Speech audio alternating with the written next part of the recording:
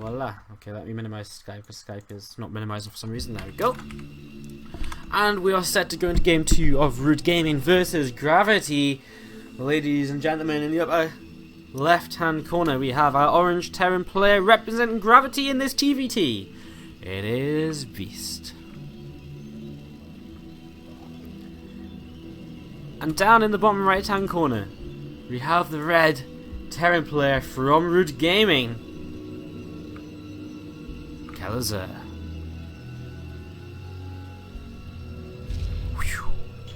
Awesome. So let's see how this goes. Welcome everyone tuning in. This is the SC2 Improved Team League Season 4, our 4th best of 7 today. If you missed any of the earlier best of 7s, including teams such as Mind Sanity versus Imaginary Gaming, or Dignitas Dead Pixels versus AT Gaming, or Carnegie Sports versus Easy Visualize, then you can check out the VODs over on youtube.com/SC2Improve. Subscribe over there. You'll get notified when the first game of the series goes up on there, and that generally means the rest of the games of the series will be up there as well. We'll be working on getting them VODs up as soon as possible. There's also other matches from Team Liquid and others to enjoy while you wait for today's matches to come up, and yesterday's matches too. Yesterday's matches are what I'm going to start working on in a few, probably about an hour or so after this series or so. Alright, so we've got our barracks on the way here for both players after the gas first opening. So it's going to be aggressive opening from both players, and we'll see what this perhaps might lead into. As, again, Kelazhur coming out here. He is the Rain Slayer. He killed off Rain last night when playing against 970, and then he unfortunately lost to Winter in the Ace match. The match which could have been his to keep Root Gaming's playoff dreams alive. If he'd done that, if he'd won, then this would have been the potential qualifying match for Root Gaming. So, depot coming down here, and a barracks starting up at depot. SCV going to be patrolling next to this as the factory should be dropping down. Reaper is an interesting, so there was kind of a Reaper coming in after the gas first, and delays his factory a little bit, and maybe puts BeaSt off a little bit. Was it a gas first? It must be, because... Is it? It must be, I'm sure, I'm 99% sure it is. No, it isn't, is it? I'm so confused. You know what I'm going to do? I'm genuinely going to watch the stream back to see if this was a gas first or not. Because I'm sure it was, but looking at it, I can't add up where his missing gas would be. So I guess it might not have been. So I'm genuinely going to watch the stream back here. We're going to try and cover this round, but we'll get turned away by 2 Marines. I'm watching the stream. I'm ready for the gas first to come down. I'm so sure this was gas first. And I know you guys are probably thinking I'm crazy right now, but I really need to know. It was gas first, okay. Wow, I just completely convinced myself for some reason, for whatever reason, that it wasn't. Anyways, second Reaper actually comes across the map, and with this he's going to make a couple of Hellions as well. He's going to try and put on some early pressure with these 2 Reapers, and he's nearly going to grab a Marine there. He sees the tech lab, and he sees the starboard flying over towards it, so that's some good information for him to pick up as well. Gets out with the Reapers. It's 2 gas right now for BeaSt, and it's also 2 gas back at home for Kelazhur, who is also going to start up a Viking of his own right now. No other anti-air out for him, so he really does need something to be able to turn away a Banshee. And these Reapers jump up into the main base once again. You're going to try and pick off an SCV. They're going for it. Not quite going to be able to get it though. So now they're going to work their way against a couple of these Marines. Whoa, stopping and getting killed off there. Because of stopping. And that was a little bit unfortunate. The Hellion Reaper combo will come up to the map once again. Just to continue the pressure here. And a second Hellion coming across the map as well. Viking about to finish up, and so is that Banshee from BeaSt. And now just getting picked away at here. Slowly but surely, and Banshee will finally come out though and turn this aggression away. Kelazhur going to head back home now. Not really too much more he can do in this point. And yeah, I mean, Raven coming up. He's actually got a Viking already coming across the map. This is so nice. This is actually huge because he intercepts the Banshee so early on with this Viking. Cloak isn't ready. And at this point, it might even just be worth I think it will be. He'll have to cancel Cloak because he doesn't have another. He isn't making another Banshee. Cloak cancelled. Banshee gets killed. and a Raven just going to be coming out instead then from BeaSt. A great pickup here early on by Kelazhur, and that will really help him secure his position in this early game, as if there's not going to be any Banshee harassing or anything. So great pickup there, great awareness to just bring them Viking across the map, and all because he opened with a build which gives them a lot of kind of vision of what's going on, etc. early in the game. Both players are expanding here. Command centers are on the way, about halfway completed. If you look up in that top left production tab, you'll see that they are going to be floating over towards the natural expansion soon enough. And for now, Raven on the way out for Kelazhur as well, as we previously mentioned, tank production, and the similar setup in terms of the production for BeaSt here also. So both players continuing on in a very standard manner at this point. It's going to be pretty similar, and there's the first real decision coming in. Kelazhur are going to drop 2 more barracks at this point in time. As this command center going to finish up as well, going to start morphing into an orbital.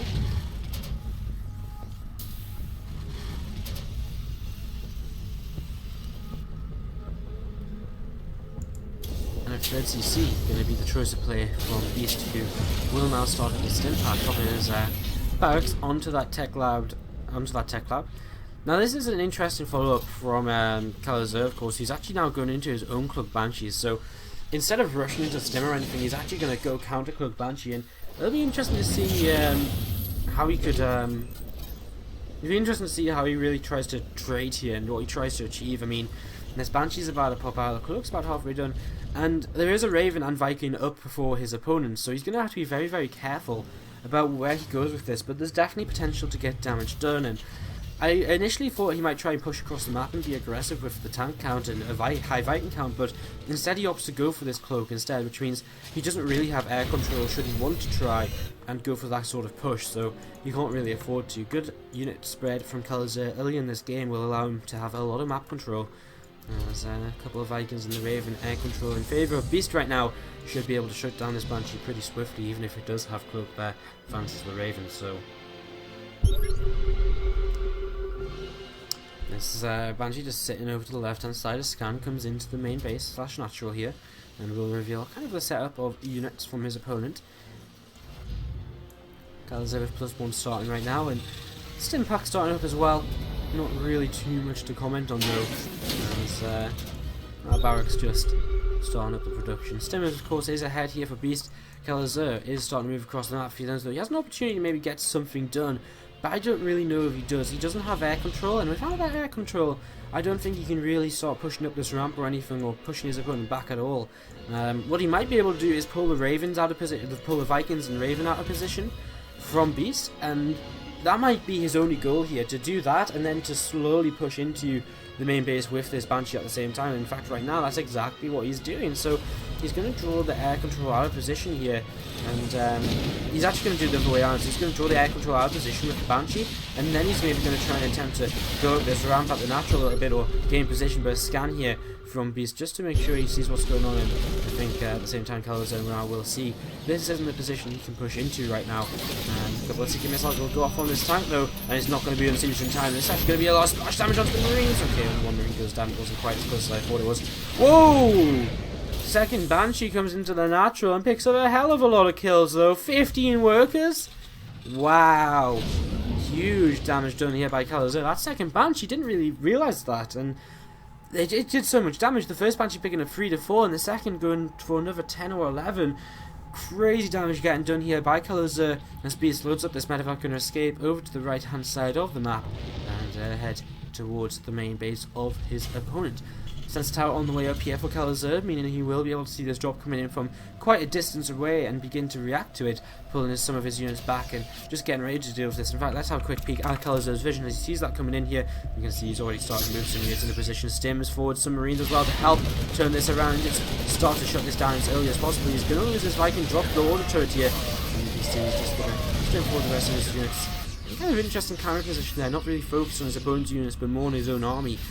And actually quite interesting to just watch his, where his camera position is going right now.